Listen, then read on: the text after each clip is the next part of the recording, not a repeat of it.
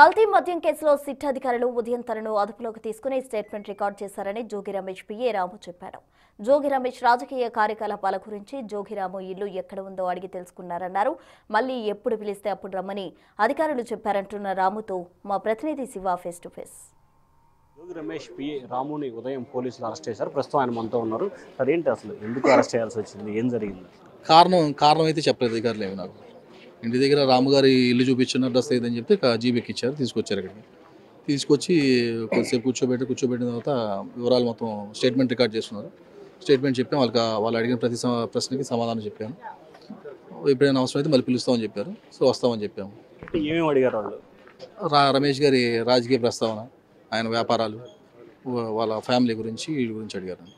అంటే ప్రధానంగా జనార్దన్, జోగి రమేష్ కలిసిన సందర్భంలో కొన్నిసార్లు మీరు ఉన్నారనేది వారి ఆరోపణ. సో ఆ అంశాన్ని ఉన్నారు.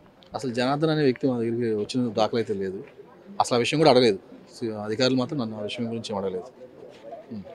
జోగి రమేష్, జనార్దన్ మధ్య ఇంటికి చాలాసార్లు వచ్చారు. ఆర్థికపరమైన లావాదేవీలు, వాట్సాప్ చాట్ జరిగిందని కూడా ఇంటికి వచ్చాడు. మీకు తెలిసిన సమాచారం ఏంటి? మాకు అతనికి, రమేష్ గారికి, జద్దేపల్లి జనార్దన్కి ఏ రోజు కూడా ఆర్థిక లావాదేవీలు కానీ, పర్సనల్ లావాదేవీలు కానీ ఎటువంటివి కూడా లేవు. వాట్సాప్, అసలు ఆయన ఫోను వాట్సాప్ అసలు ఏ రోజు కూడా అతను చేసింది లేదు. జనార్దన్ అనే వ్యక్తి ఆటోమేటిక్గా లోకల్గా ఎవరైనా టీడీపీ వ్యక్తి అని చెప్తారు. మేము పుట్టి పెరిగింది కూడా అక్కడే కాబట్టి అతని గురించి తెలుసు మాకు. చిల్లర కొట్టు తర్వాత ఏఎన్ఆర్ బారు. మేము కూడా ఈరోజు అతను బార్ వైపు కూడా తిరిగి సాగదు. రమేష్ గారే కాదు, ఆ కింద ఉన్న అనుచరులు కూడా ఆ బార్ వైపు వెళ్ళిన దాకా కూడా ఎక్కడ లేదు. ఈరోజు ఉదయం మిమ్మల్ని, అలాగే జోగి రమేష్ గారిని, ఆయన సోదరుని ముగ్గురిని అదుపులో తీసుకున్నారు. అంటే టోటల్గా అసలు ఏంటి ఏపీసీ? కావాలని పెట్టిన కేసులు, అంతకుమించి ఏం లేదు. ఎక్కడా ఏం లేదు. కక్ష సాధింపు తప్ప వేరే ఆలోచన అయితే ఏం లేదు. ఏ రకంగా మిమ్మల్ని విచారించారు? మళ్ళీ ఎప్పుడు పిలుస్తా అని చెప్పడం జరిగిందా? లేకపోతే జోగి రమేష్ గారిని కూడా ఏమైనా విచారించారు? ఇంతవరకు అయితే విచారణ మొదలు పెట్టలేదు. అవన్నీ రెడీ చేసుకుంటున్నారు. నన్ను అయితే మామూలుగా మళ్ళీ ఏదైనా అవసరం అయితే పిలుస్తామని చెప్పారు. ఇప్పుడు పిలుస్తారని చెప్పలేదు. మొత్తం మీద చూసుకుంటే లిక్కర్ వ్యవహారానికి సంబంధించి కూడా ఈరోజు ఉదయం ఎవరైతే జోగి రమేష్ పిఏ ఉన్నాడో ఆయన పిఏ రాముని అదుపులో తీసుకున్నారు పోలీసులు.